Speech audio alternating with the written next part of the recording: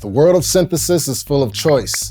Analog versus digital, hardware versus software, keyboard-based versus modular. But one of the most important differences is monophonic versus polyphonic. Monophonic means you can only play one note at a time, while polyphonic means you can play several notes at a time.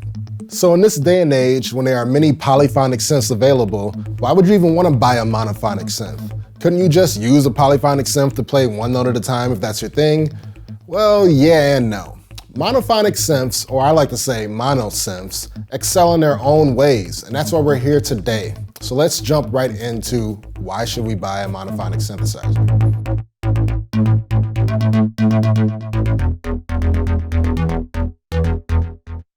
The realm of monosynths is one of bass lines and leads, since those parts can be played one note at a time.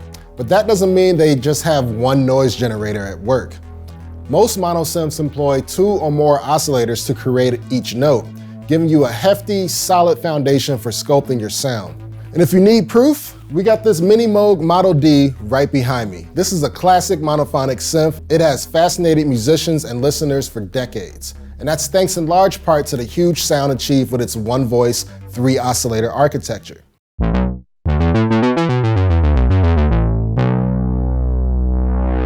Even though the Model D still sounds great and holds up to almost every synth out there, not everyone can afford one. Or maybe you want something that has more modern capabilities common in today's synths, like patch memory, MIDI, and effects. Luckily, the market has a ton of great options. So let's get into a few of those.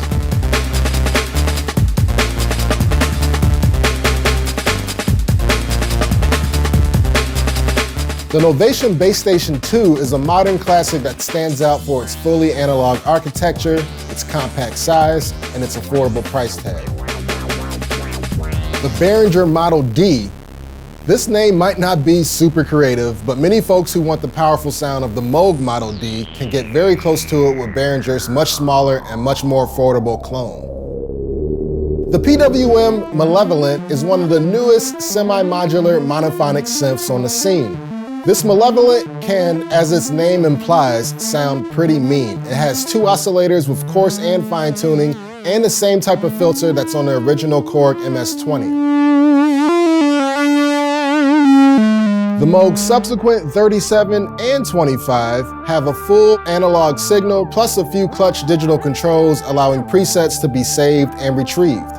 This is very advantageous for sound designers because it allows them to quickly recall sounds while they're playing live and save your favorite patches.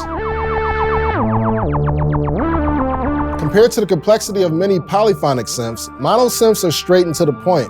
One undeniable benefit is that you're paying for fewer features. Polyphonic synths are usually packed with obviously more oscillators, but you can also find them with lots of effects, fancy key beds, and just things that sometimes you might not really want to pay more for. So let's just run down a few budget-friendly examples beyond the Bass Station and the Model D that we already mentioned. We have the Korg's Monologue. This is Korg's all-analog 2-oscillator monosynth.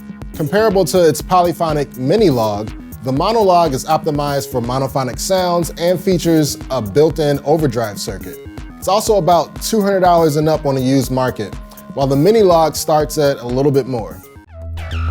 Another newcomer on the monophonic scene is Crate Audio's East Beast. The East Beast is a great example of a type of affordable semi-modular desktop synth that's available right now.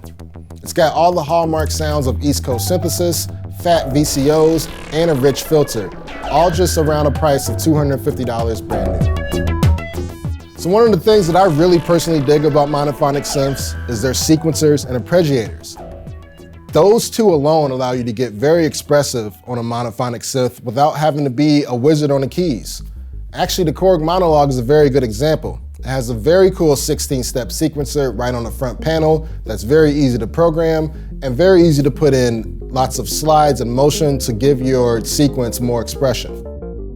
And another option is actually a premium one by comparison, but it's the Sequential Pro 3.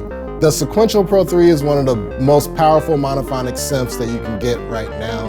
It's got 2 analog VCOs and 1 wavetable oscillator, packed in with another powerful sequencer, Euro-rack compatibility, and just ease of connectivity to lots of equipment. Now, the Pro 3 by Sequential is comparatively a lot more expensive than most of the monophonic synths I mentioned today, aside from the Moog Model D, of course. But it is really worth the price tag, and in my opinion, it's one of the best new monophonic synths out there. So if you're just jumping into the world of hardware synthesizers, starting with the Monosynth is the perfect place to start. And if you want to learn more about which Monosynth is right for you, check out the link below and read up on it at Reverb News.